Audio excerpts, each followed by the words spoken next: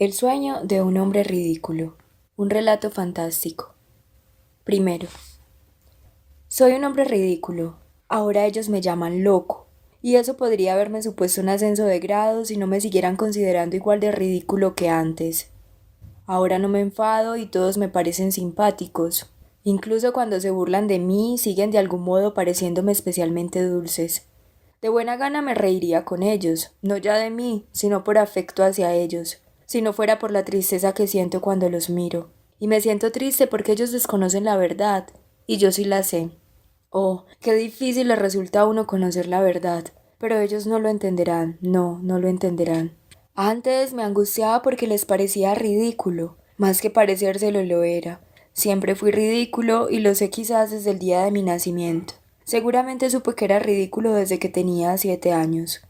Después estudié en la escuela, más tarde en la universidad. ¿Y qué es lo que sucedió? Pues que cuanto más estudiaba, más me convencía de que era ridículo. De modo que toda mi ciencia universitaria, a medida que penetraba en ella, parecía a fin de cuentas haber existido para demostrarme y explicarme que yo era un hombre ridículo. Lo mismo que ocurrió con la ciencia también sucedió en la vida real. A medida que pasaban los años se acrecentaba y afianzaba en mí la conciencia de mi ridículo aspecto, en todos los sentidos. Siempre se ha reído de mí todo el mundo. Pero ninguno de ellos sabía, ni sospecharlo siquiera, que si había un hombre sobre la faz de la tierra que tenía conciencia de que era ridículo, ese hombre era yo. Esta era la cuestión que más me ofendía, cosa que ellos ignoran. Pero de esto solo yo tengo la culpa. Siempre he sido tan orgulloso que por nada del mundo quise reconocérselo jamás a nadie. Ese orgullo crecía en mi interior a medida que pasaban los años, y si me hubiera permitido reconocerme como ridículo ante cualquier persona, creo que al instante me habría volado la tapa de los sesos. Oh, cómo sufría en mi adolescencia pensando que no aguantaría más y que en cualquier momento lo confesaría a mis compañeros. Pero desde que me hice joven y a pesar de ir tomando lentamente conciencia de mi horrible cualidad, no sé por qué, me sentí más aliviado. Y digo que no sé por qué, pues hasta hoy día no he encontrado la razón. Puede que fuera por aquello de que en mi alma crecía una terrible melancolía debido a un hecho, que era infinitamente superior a mí. Para ser más exactos, se había apoderado de mí la única convicción de que en el mundo todo daba igual. Lo venía presintiendo desde hacía ya tiempo, pero la convicción completa se me presentó de pronto el último año. De repente sentí que me daba igual que existiera el mundo o que no existiera en absoluto. Comencé a percibir con todo mi ser que nada existía a mi alrededor. Al principio creí que a pesar de todo, en otros tiempos hubo muchas cosas, pero más tarde llegué a la conclusión de que tampoco antes las hubo, de que todo era una ilusión. Entonces de pronto dejé de enfadarme con la gente y apenas me percataba de ellos. La verdad es que eso afloraba incluso en las nimiedades más insignificantes. Por ejemplo, iba por la calle y me chocaba con la gente. Y no era porque fuera ensimismado y pensativo, no tenía nada en qué pensar, por aquel entonces dejé de pensar completamente. Todo me daba igual. Si al menos hubiera resuelto algún problema, pero no resolví ninguno. ¿Y cuántos había? Pero todo me daba igual, y todos los problemas se apartaban de mí por sí solos. Fue después cuando conocí la verdad. La conocí en noviembre del año pasado, concretamente el 3 de noviembre, y desde aquel momento recuerdo cada instante de mi vida. Ocurrió en un anochecer lúgubre, el más lóbrego que puede haber.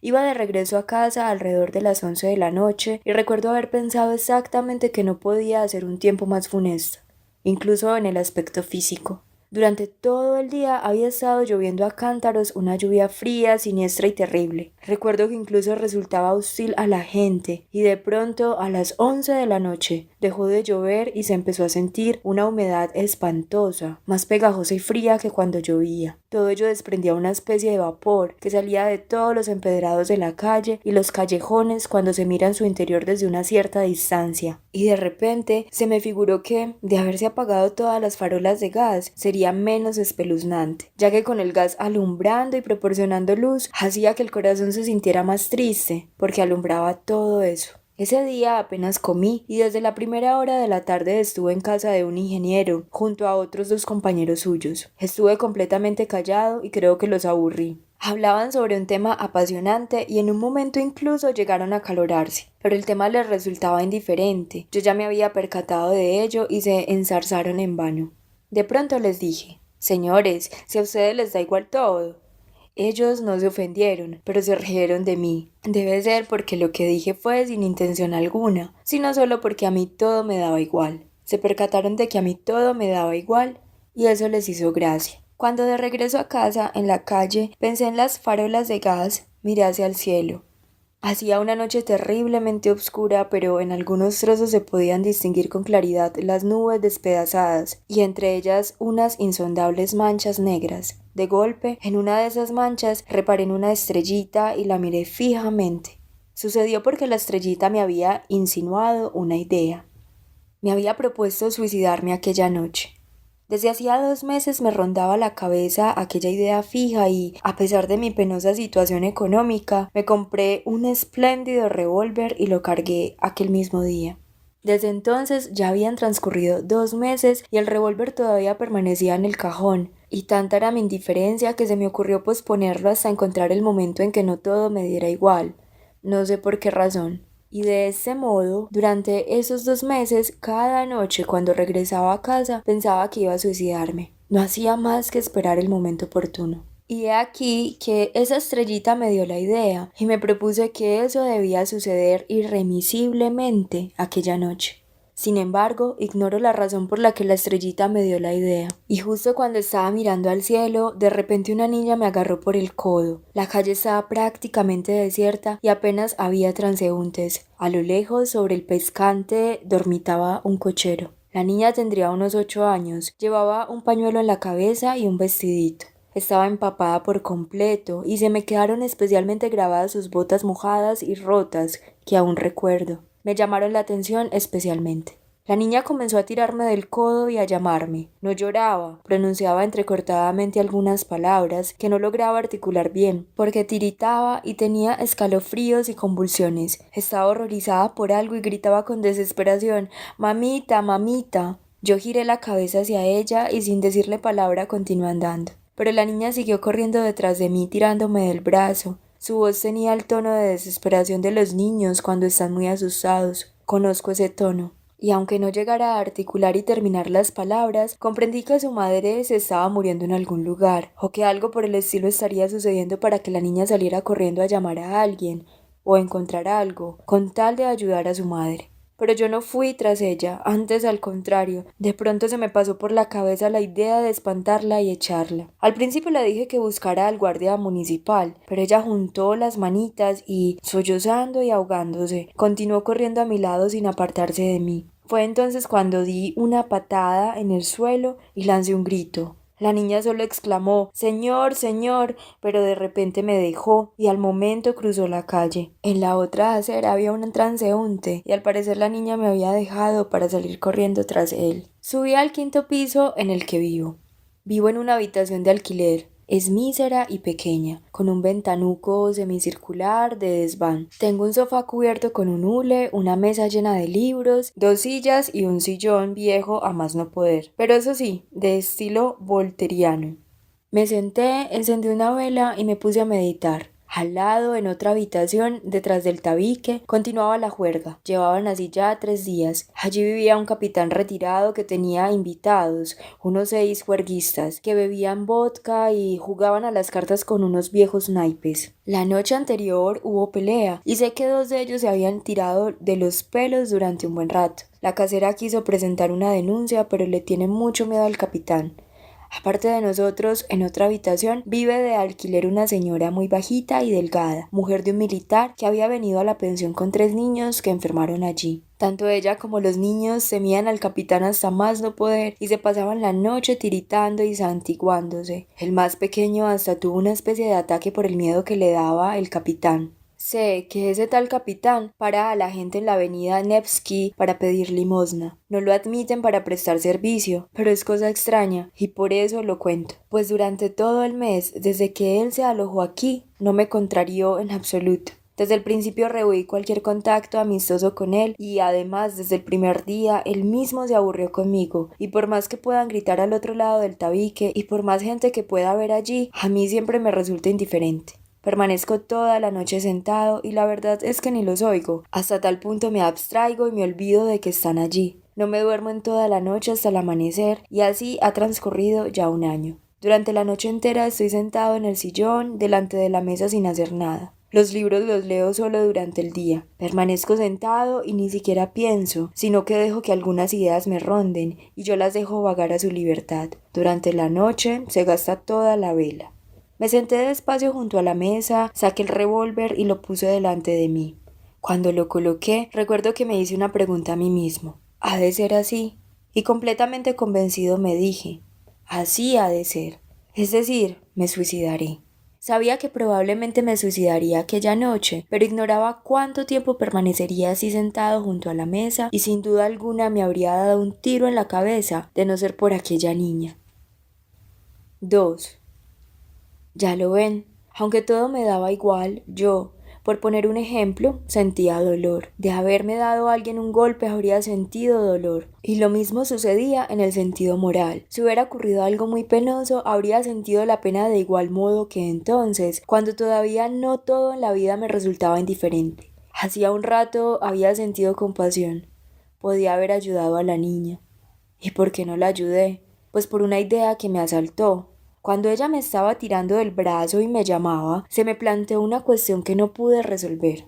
La pregunta era ociosa y eso me enfureció. Me enfadé porque si ya había tomado la decisión de acabar con mi vida aquella misma noche, entonces todo cuanto ahora me rodeara debía serme más indiferente que nunca. ¿Por qué razón sentí de pronto que no todo me resultaba indiferente y que sentía compasión hacia aquella niña? Recuerdo que me provocó mucha lástima, incluso hasta producirme un dolor extraño, del todo inverosímil dada mi situación.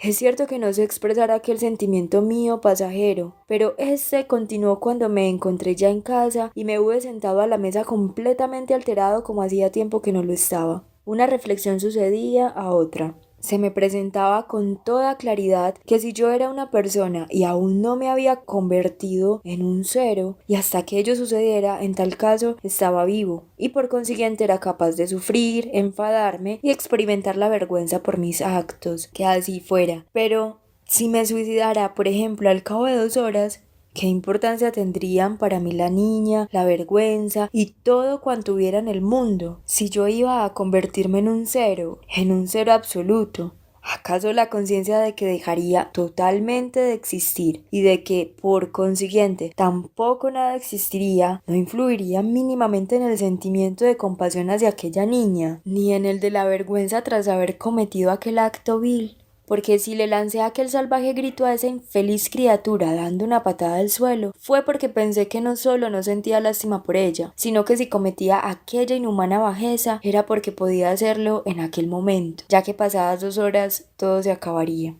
¿Pueden creerme que por eso lancé el grito?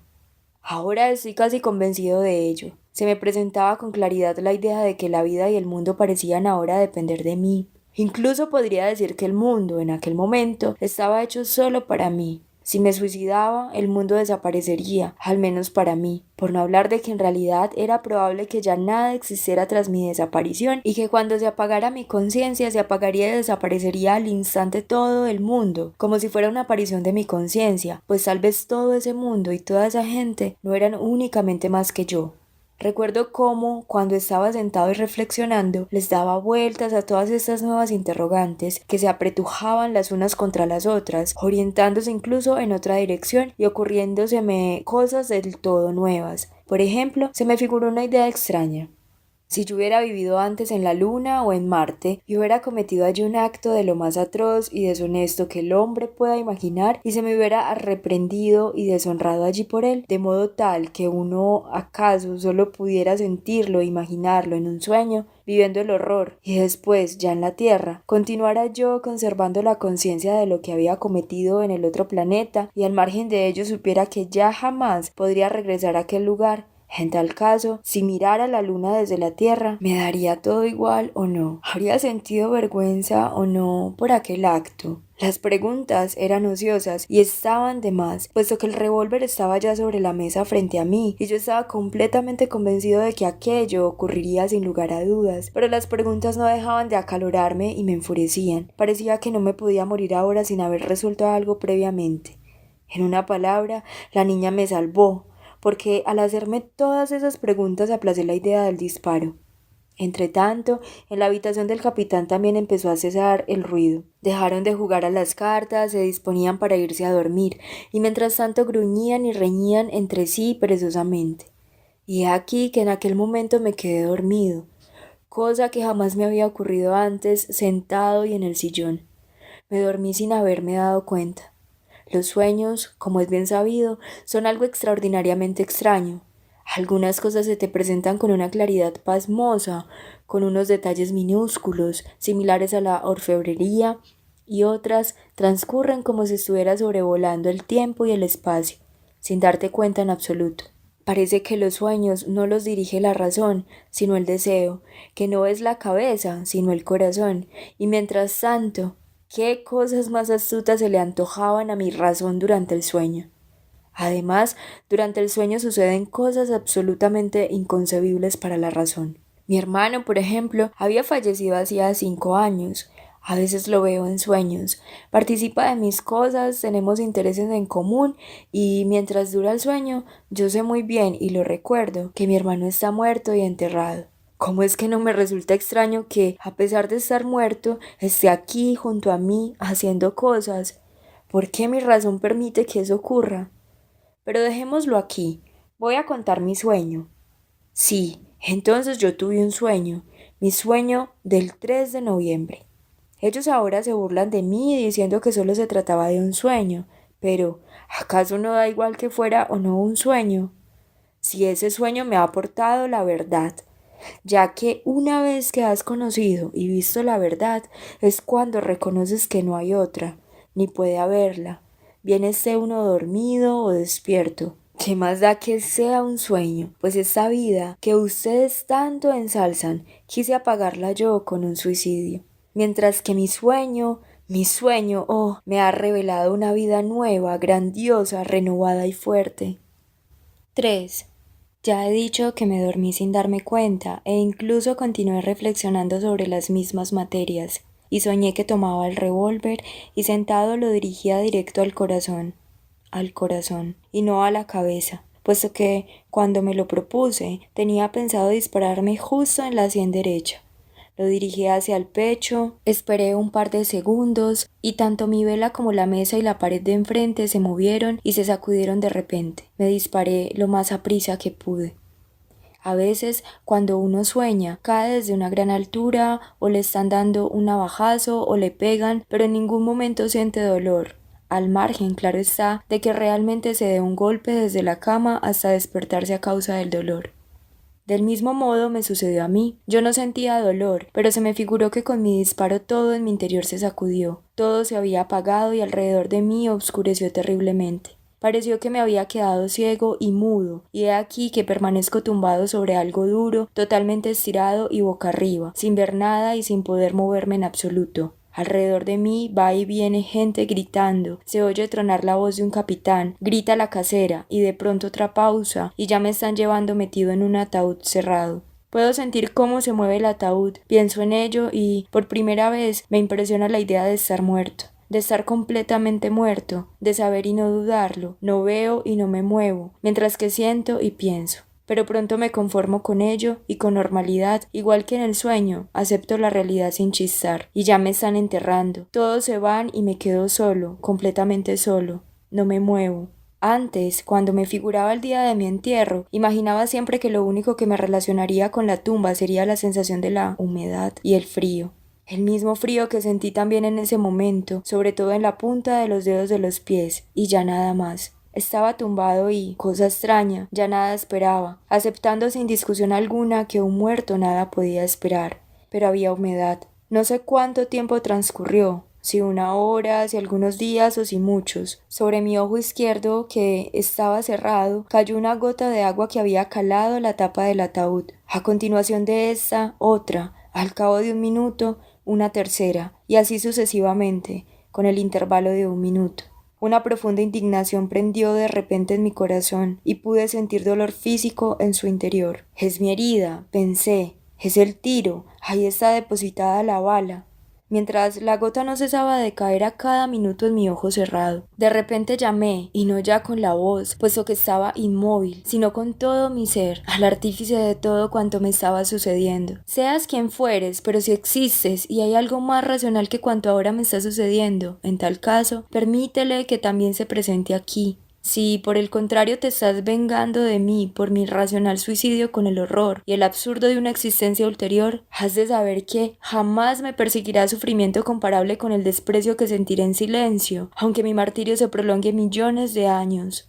Imploré y me quedé callado. Un silencio profundo se prolongó durante casi un minuto, e incluso cayó otra gota más, pero estaba completa e irremisiblemente seguro de que ahora todo cambiaría de inmediato. Y he aquí que mi tumba se removió, es decir, no sé si fue abierta o desenterrada, pero fui tomado por un ser oscuro y desconocido, y ambos nos encontramos en el espacio. De golpe recuperé la vista. Hacía una noche profunda y yo jamás había visto una oscuridad igual. Nos trasladábamos por el espacio ya muy alejados de la tierra. Yo no le hacía ninguna pregunta al que me transportaba, solo esperaba y estaba orgulloso. Me convencí a mí mismo de que no tenía miedo y me sentía petrificado al fascinarme con la idea de no tenerlo.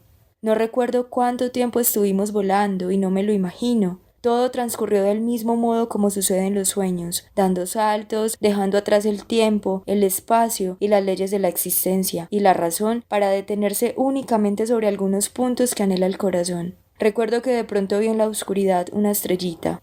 ¿Es Sirio?, pregunté yo, ya sin poderme contener, pues no quería preguntar nada. No, es la misma estrella que viste entre las nubes cuando estabas de regreso a casa, me respondió aquel ser que me transportaba. Yo sabía que él parecía tener un aspecto similar al humano. Cosa extraña, yo no quería a ese ser e incluso sentía hacia él una profunda aversión. Esperaba una inexistencia absoluta y con aquella idea me disparé al corazón. Y he aquí que estaba en manos de un ser, aunque no humano, pero que indudablemente existía. Ah, debe ser que también hay vida de ultratumba. Pensé con la extraña ligereza del sueño, pero la esencia de mi corazón continuaba conmigo en su profundidad. ¿Y si he de vivir de nuevo?, pensé, haciéndolo otra vez conforme a la ineludible voluntad de alguien. En tal caso no quiero que me dobleguen y humillen. Sabes que te temo y por eso me desprecias, le dije a mi acompañante sideral, sin poderme contener la humillante pregunta, que incluía reconocimiento y sintiendo a la vez, en mi humillado corazón, el pinchazo de un alfiler. Él no respondió a mi pregunta, pero percibí que no me despreciaba ni se burlaba de mí, que tampoco me compadecía y que nuestro viaje tenía un sentido desconocido y secreto, que solo me atañía a mí. El miedo crecía dentro de mi corazón. Algo sordo pero torturador me llegaba desde mi silencioso acompañante y parecía penetrarme. Nos trasladábamos por espacios oscuros y desconocidos. Llevaba ya un buen rato sin ver las estrellas que me eran conocidas. Sabía que existían estrellas de ese tipo en los espacios siderales y que sus haces de luz llegaban a la Tierra al cabo de miles y millones de años. Puede que ya hubiéramos sobrevolado esos espacios. Estaba a la espera de algo terrible en el interior de mi angustiado corazón. Y, de repente, me estremeció un sentimiento familiar y sugestivo en grado sumo. Acababa de ver nuestro sol. Yo sabía que eso no podía ser nuestro sol, el que había dado vida a nuestra tierra, y que estábamos a una infinita distancia de él, pero no sé por qué reconocí con todo mi ser que se trataba de un sol exactamente igual que el nuestro, su repetición y su doble. Un sentimiento dulce clamó con asombro en mi interior. La fuerza familiar de la luz, la misma que me dio vida, resonó dentro de mi corazón al que resucitó y me sentí vivo, igual que antes y por primera vez después de ser enterrado. Pero si este es el sol, si este es exactamente el mismo sol que el nuestro, exclamé, entonces, ¿dónde está la tierra? Y mi acompañante me indicó la estrellita que brillaba en la oscuridad con un brillo de color verde esmeralda. Nos dirigimos directo hacia ella. ¿Acaso son posibles repeticiones de este tipo en el universo? ¿Son así las leyes de la naturaleza? Y si aquello de allí es una tierra, ¿acaso es igual que la nuestra? Exactamente igual, infeliz, pobre, pero querida y por siempre amada, que engendra el mismo amor torturador incluso en sus hijos más desagradecidos. Igual que nuestra tierra, exclamé, estremeciéndome de incontenible y asombroso amor hacia aquella querida tierra de antes que había abandonado. La imagen de la pobre niña que había ofendido pasó fugazmente delante de mí. Lo verás todo, respondió mi acompañante, y un tono triste resonó en aquellas palabras, pero enseguida nos aproximamos al planeta. Este crecía ante mi vista, podía ya diferenciar el océano, los contornos de Europa, cuando un sentimiento extraño, de enorme y sacro celo, prendió en mi corazón. ¿Cómo es posible una repetición así? ¿Y con qué finalidad? Yo amo y todavía puedo amar aquella tierra que abandoné, sobre la que quedó salpicada mi sangre, cuando el desagradecido de mí terminó con su vida de un disparo en el corazón. Pero jamás dejé de amar yo a aquella tierra, incluso durante aquella noche en que me despedí de ella. Es posible que la amara de un modo más torturador que nunca. Y en esta nueva tierra existe el sufrimiento. En la nuestra, amar de verdad es solo posible con el sufrimiento y a través de él. No sabemos amar de otro modo y desconocemos otro tipo de amor. Yo necesito el sufrimiento para amar. Deseo, ansío, en este instante, besar y regar de lágrimas solo aquella otra tierra que abandoné. Y no quiero, no vivir en ninguna otra.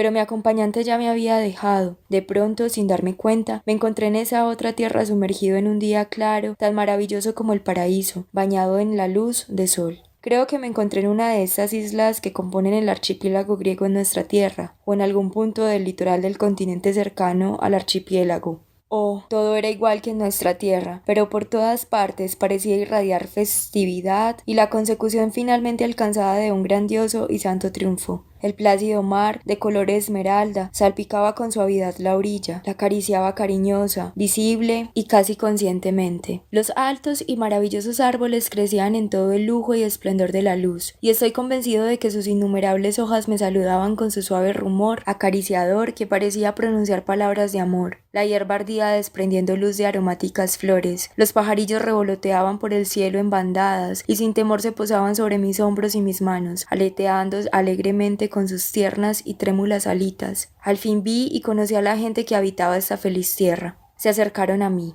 me rodearon y empezaron a besarme. Hijos del sol, eran los hijos de su sol. Oh, qué maravillosos eran. Jamás había visto en nuestra tierra hombres tan bellos. Quizás pudiera encontrarse algún reflejo de aquella belleza, aunque lejano y algo debilitado, entre nuestros niños en su más tierna infancia.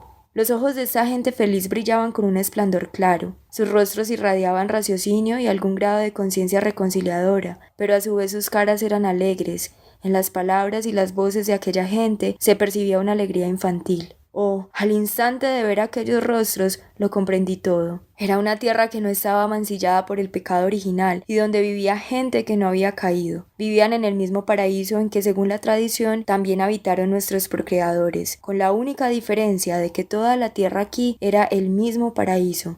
Esas personas, sonriendo con alegría, se acercaban a mí y me acariciaban, me condujeron consigo y cada uno de ellos deseaba tranquilizarme. Oh, no me hacían ningún tipo de preguntas, pero parecían saberlo todo, o eso es lo que me parecía a mí. Deseaban borrar cuanto antes el sufrimiento de mi rostro. 4. Volvemos a lo mismo, pues que ha sido solo un sueño. Pero el sentimiento de amor de aquellas inocentes y maravillosas personas se me quedó grabado para siempre, y aún ahora puedo sentir cómo, desde aquel lugar, se derrama amor sobre mi persona. Los vi con mis propios ojos, los conocí y me convencí de que los amaba, y después sufrí por ellos. Oh, ya entonces me di cuenta al instante de que en absoluto lograría comprenderlos en muchos aspectos. A mí, como ruso contemporáneo y progresista, como triste petersburgués, me parecía inconcebible. Por ejemplo, que ellos sabiendo tanto no tuvieran nuestra ciencia. Pero enseguida comprendí que sus conocimientos se llenaban y alimentaban de pretensiones distintas de las que nosotros teníamos en la tierra, y que sus aspiraciones también eran completamente diferentes. No deseaban nada y estaban tranquilos, no ansiaban conocer la vida como lo hacemos nosotros, porque su vida había alcanzado toda la plenitud. Sin embargo, sus conocimientos eran más profundos y elevados que los de nuestra ciencia, pues ésta busca explicar la vida, tendiendo a su vez a adquirir conciencia de ella con el fin de enseñar a vivir a otros. Ellos, por el contrario, sabían cómo habían de vivir incluso sin la ciencia, y yo lo entendí, pero no conseguí comprender sus conocimientos. Me mostraban sus árboles y yo no conseguía comprender el grado de amor con que los contemplaban. Parecía enteramente que hablaban con seres semejantes. Y, ¿saben? Tal vez no me equivocaría si dijera que hablaban con ellos. Sí, habían encontrado su idioma y estoy convencido de que los árboles los entendían. Del mismo modo contemplaban toda la naturaleza. a los animales que vivían en armonía con ellos, sin atacarlos y amándolos, subyugados por su amor. Me indicaban las estrellas y me decían algo sobre ellas que yo no conseguía entender, pero estoy convencido de que de alguna manera estaban en contacto con aquellos cuerpos celestes, y ya no solo con la idea, sino de un modo vivo. Oh, aquella gente ni siquiera se esforzaba para que la entendiese, pues me amaban sin necesidad de ello. Pero, a pesar de todo, yo sabía que ni siquiera ellos llegarían jamás a entenderme, y por eso apenas les hablaba de nuestra tierra. Yo me limitaba a besar en su presencia la tierra en que vivían, y sin decir palabra los adoraba, y ellos lo percibían y se dejaban amar, pero intimidándose a su vez porque les adorara, ya que ellos mismos amaban mucho. No sufrían por mí cuando, empapado en lágrimas, a veces besaba sus pies, reconociendo felizmente en mi corazón con qué gran amor me responderían. A veces me preguntaba con asombro, ¿cómo durante tanto tiempo podían no ofender a alguien como yo, ni suscitar una sola vez en mí el sentimiento de celos o envidia? Muchas veces me preguntaba cómo podía un ser tan petulante y mentiroso como yo no hablarles de mis conocimientos, que ellos, claro está, ignoraban, al igual que tampoco desear asombrarles con ellos, aunque solo fuera por amor a ellos. Ellos eran tan veloces y alegres como los niños, paseaban por sus maravillosos montes y bosques, cantando sus bellas canciones, se alimentaban de un modo frugal con los frutos de los árboles, la miel de sus bosques y la leche de sus queridos animales. Le dedicaban muy poco tiempo a conseguir comida y confeccionar la ropa. Entre ellos había amor y nacían los niños, pero jamás observé entre ellos crueles arrebatos de la lujuria que se apodera de casi todo el mundo en nuestra tierra, y que es la fuente de la mayoría de los pecados de nuestra humanidad.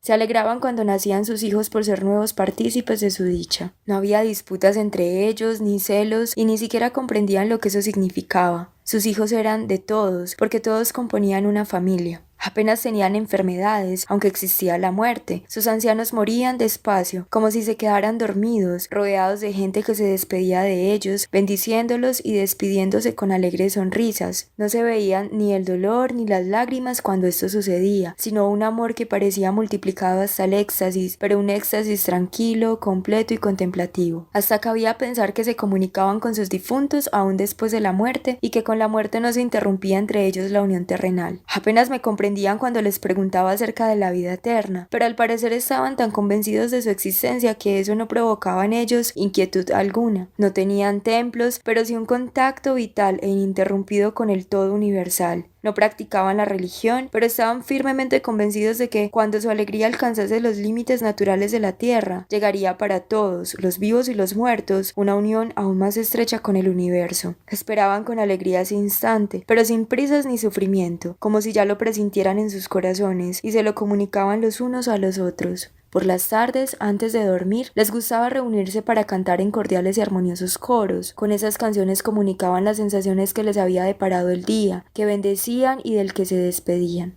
Alababan la naturaleza, la tierra, el mar, los bosques. Gustaban de componer canciones los unos de los otros, halagándose, como los niños. Eran canciones muy sencillas, pero fluían del corazón y lo penetraban. Y ya no solo en las canciones, sino que parecía que toda su vida se la pasaban ellos adorándose los unos a los otros. Era lo suyo una especie de enamoramiento mutuo, general y completo. Yo apenas entendía algunas de sus canciones triunfales y solemnes. Comprendiendo las palabras, jamás conseguí entender todo su significado.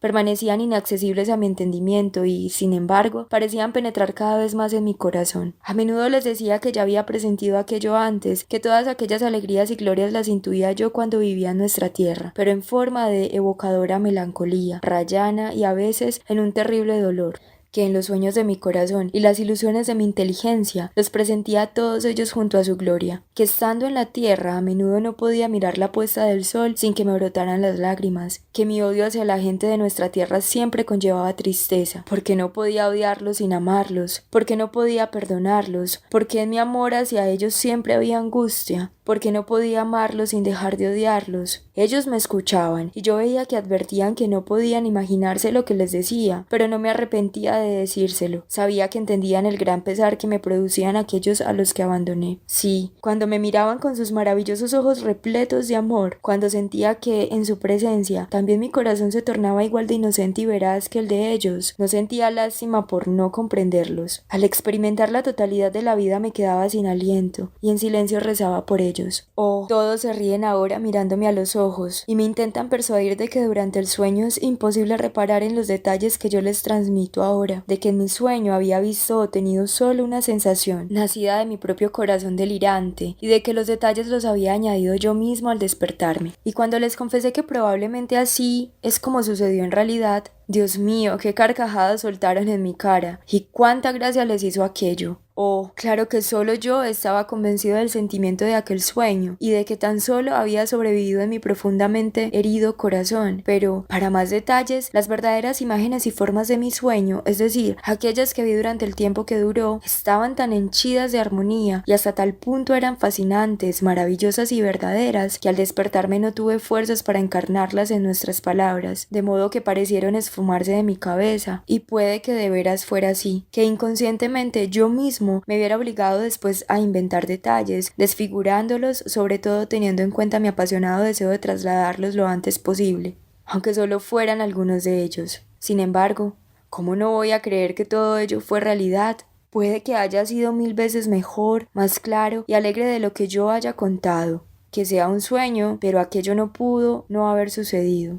¿Saben una cosa? Les confiaré un secreto. Es posible que todo aquello no haya sido un sueño, puesto que sucedió algo tan terriblemente real que era imposible que se presentara en forma de sueño. Puede que mi sueño fuera engendrado por mi corazón, pero ¿acaso mi corazón solo estaba en condiciones de engendrar aquella terrible verdad que me sucedió después?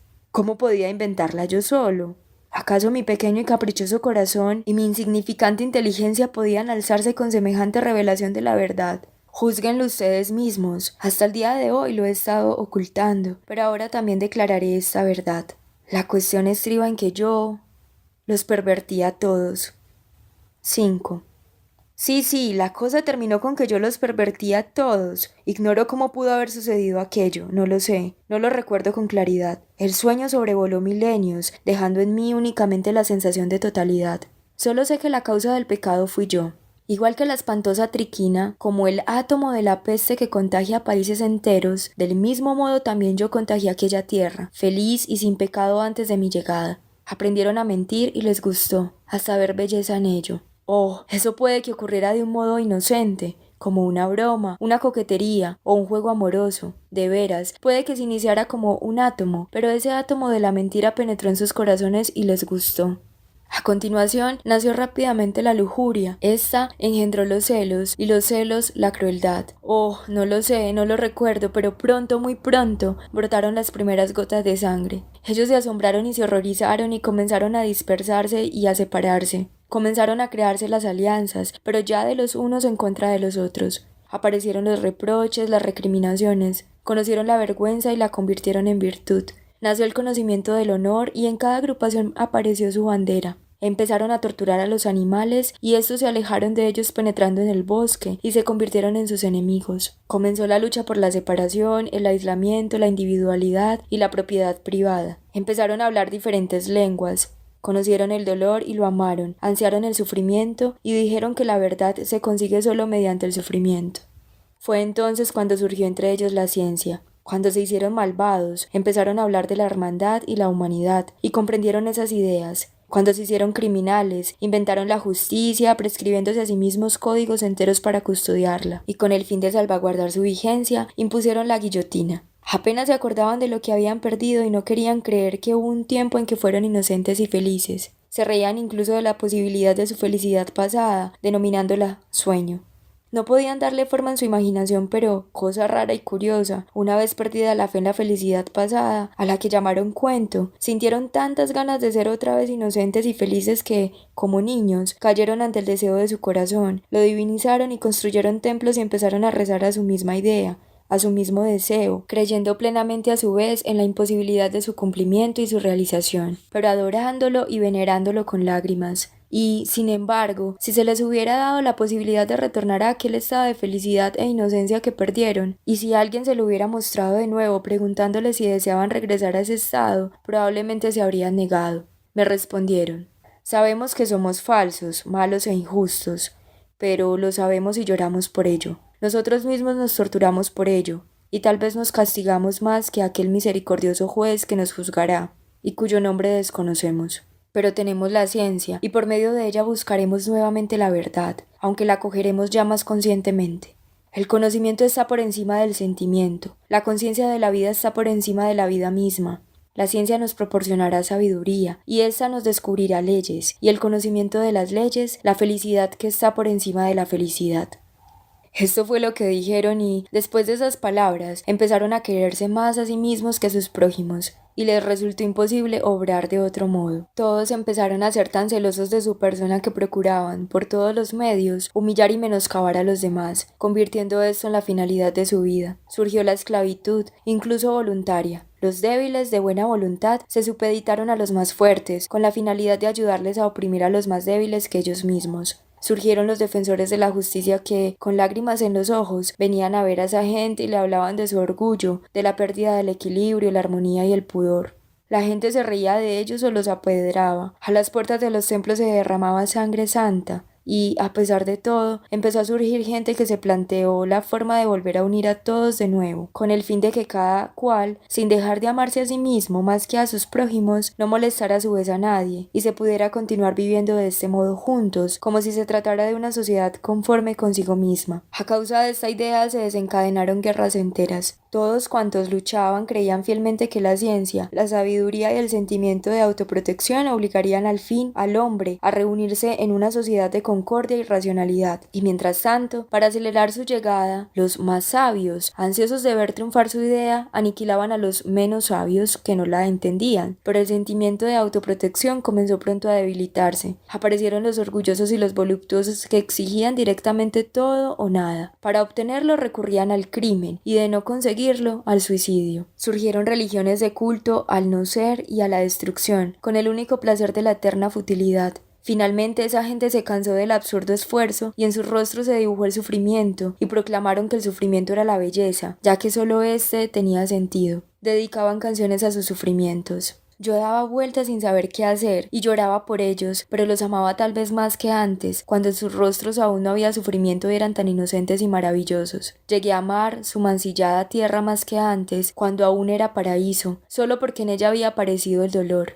Ay, siempre amé el dolor y la pena, pero única y exclusivamente para mí, mientras que ahora lloraba por ellos y me compadecía de ellos. Les tendí las manos desesperado, culpándome, maldiciéndome y despreciándome a mí mismo. Les decía que todo aquello lo había hecho yo, y solo yo, que yo les había llevado la perversión, el contagio y la mentira. Les rogué que me crucificaran, les enseñé cómo se hacía la cruz. No podía ni tenía fuerzas para quitarme la vida yo mismo, pero deseaba cargar con sus penas, ansiaba las penas, ansiaba que sobre esas penas se derramara hasta la última gota de mi sangre. Pero ellos se limitaban a burlarse de mí y a tomarme por un chiflado. Me disculpaban, diciendo que recibieron aquello que ellos mismos habían deseado, y que todo cuanto entonces sucedía no podía no haber sucedido. Finalmente me hicieron saber que yo comenzaba a ser un peligro para ellos y que, si no me callaba, me encerrarían en un psiquiátrico. Entonces el dolor penetró con tanta fuerza en mi alma que mi corazón se estremeció y me sentí morir. En ese instante, me desperté.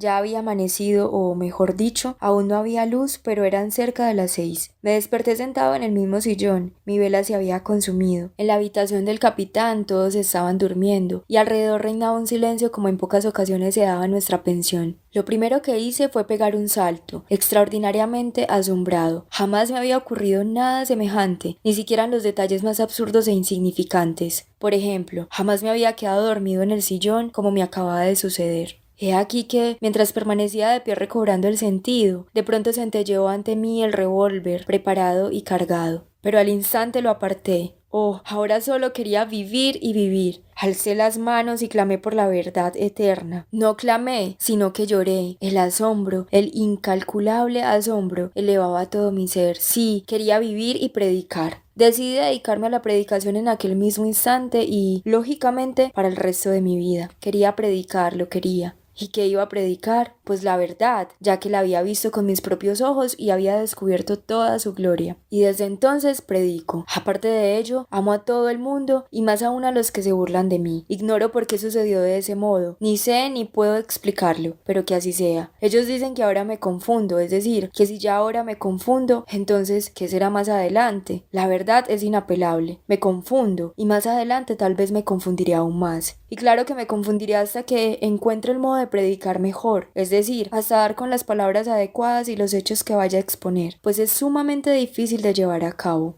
Sí, todo ello lo estoy viendo ahora tan claro como el día, pero atiéndame, ¿quién no se confunde? Y mientras tanto, todos tienen la misma finalidad, o al menos tienden hacia ello, desde el más sabio hasta el último bandido, solo que por distintos caminos. Esta es una verdad antigua, pero he aquí que hay algo nuevo en ella. No debo desviarme, puesto que yo vi la verdad, yo vi y sé que la gente puede ser maravillosa y feliz, sin perder la cualidad de vivir en la tierra. No quiero ni puedo creer que el mal sea una condición normal en las personas, y, sin embargo, ellos no paran de burlarse de esa fe mía. Pero, ¿cómo podría no creer si yo vi la verdad? Y no es que la haya inventado en mi cabeza, sino que la vi, y su viva imagen llenó mi alma para toda la eternidad. La vi con tanta plenitud e integridad que no puedo admitir que no exista entre los hombres. Además, ¿cómo voy a confundirme? Claro que es posible que me confunda unas cuantas veces, pero seguiré hablando incluso con otras palabras, aunque no por mucho tiempo. La viva imagen de lo que vi siempre estará a mi lado y me corregirá y orientará. Oh, estoy optimista y lleno de lozanía, e iré siguiendo mi propósito aunque necesite 1000 años. ¿Saben una cosa? Al principio incluso quise ocultar que los había pervertido a todos, pero fue un error. He aquí el primer error. Sin embargo, la verdad me susurró que estaba mintiendo, me protegió y me dirigió. Pero ignoro cómo se construye el paraíso, porque no sé transmitirlo con palabras. Después de mi sueño perdí las palabras, o al menos los vocablos más importantes, los más necesarios. ¿Qué más da? Yo marcharé y predicaré sin descanso, porque a pesar de todo lo vi con mis ojos, aunque no sepa transmitirlo. Pero eso es algo que no entienden aquellos que se burlan de mí, que dicen, fue un sueño, un delirio, una alucinación. ¿O acaso eso es de sabios? Y están tan orgullosos. El sueño, ¿qué es el sueño? ¿Acaso nuestra vida no es un sueño? Diré algo más, que sea cierto que nunca se cumpla y que no exista nuestro paraíso, eso ya lo entendí yo, pero, a pesar de todo, predicaré. No obstante, sería tan sencillo. En un día, en tan solo una hora, todo podría hacerse realidad. Lo más importante es que ames a tus semejantes como a ti mismo, y eso es lo fundamental. Creo que no se necesita nada más. Al instante encontrarías cómo ordenar tu existencia. Además, solo se trata de una verdad antiquísima, leída y repetida billones de veces, pero que no terminó de arraigar, porque la conciencia de la vida está por encima de la vida misma. El conocimiento de las leyes de la felicidad excede a la propia felicidad. Contra eso es contra lo que hay que luchar,